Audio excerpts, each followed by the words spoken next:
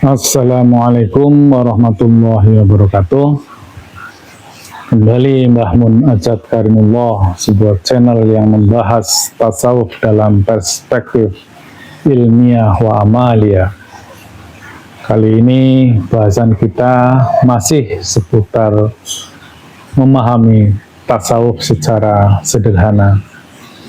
Agar bisa dipahami, baiklah akan saya sampaikan semacam perbandingan mudahnya tasawuf itu apa sih, yang jasad sama yang ruhani itu seperti apa sih, yang kodim sama yang baru itu seperti apa, sehingga kita ada pemahaman yang komprehensif, sehingga kita akan mudah untuk memahami bahasan-bahasan yang lebih lanjut. Baiklah, kita mencoba membandingkan kedua hal tersebut.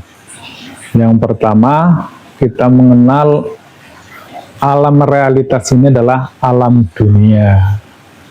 Kemudian alam di sebelahnya itu alam akhirat atau alam ruhani. Di dunia ini alam materi, tetapi itu pandangan dari dunia.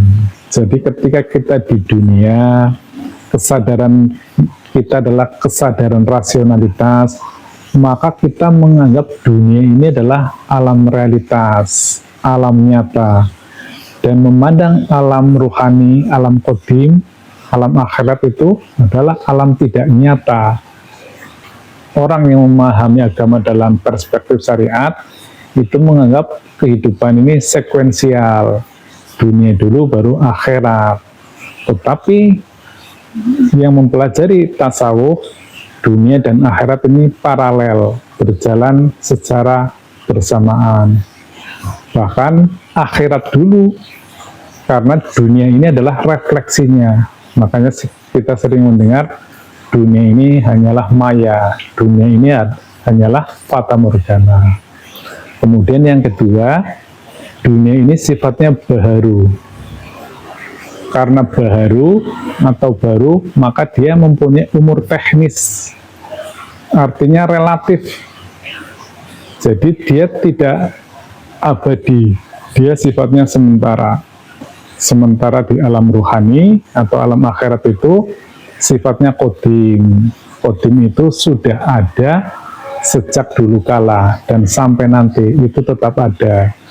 Sehingga alam kodim, alam akhirat itu pada dasarnya adalah mendahului alam dunia, karena dunia ini adalah refleksinya alam akhirat.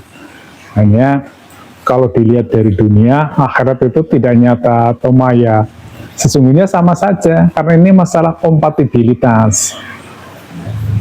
Ketika kita berada dalam kesadaran akal rasional, kita membaca dunia ini dengan alat pembaca virtual kita, dengan panca indera kita, kemudian diolah, dianalisis dalam akal kita, maka menghasilkan pemahaman, menghasilkan kesadaran. Itulah yang namanya kesadaran rasional, sehingga dianggapnya dunia nyata bagi penduduk dunia, bagi akal rasional. Tetapi untuk memahami alam akhirat itu pun sangat nyata kalau alat pembacanya adalah ruhani. Nah, semoga sudah jelas ya. Jadi adalah tergantung alat pembacanya, kompatibel apa tidak. Lebih lanjut, alam dunia ini adalah sifatnya fisika. Kalau alam ruhani itu metafisika.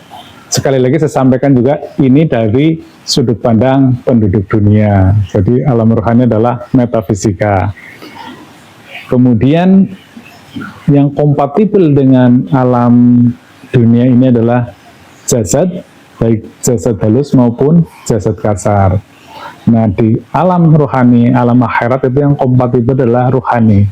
Nah, ini juga sering confuse ini, terutama membedakan antara jasad halus dengan ruhani.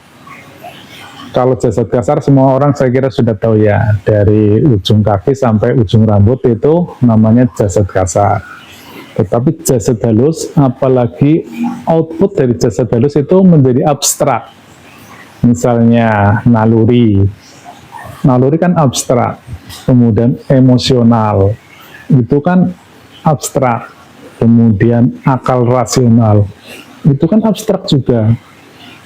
Bahkan ada juga orang yang mendeskripsikan itu pun tidak mendiami alam dunia ini. Ya memang betul, tetapi itu masih ada di dunia ini.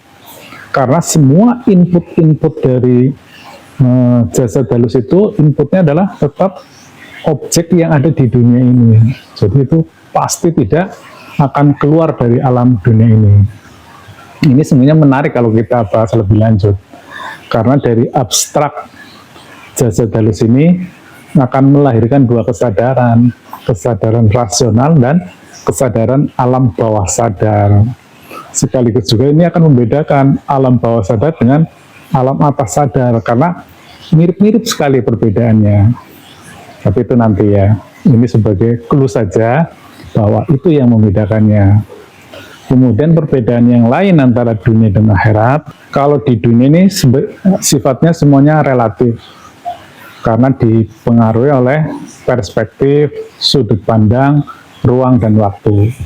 Sehingga kebenaran-kebenaran di alam dunia ini semuanya relatif.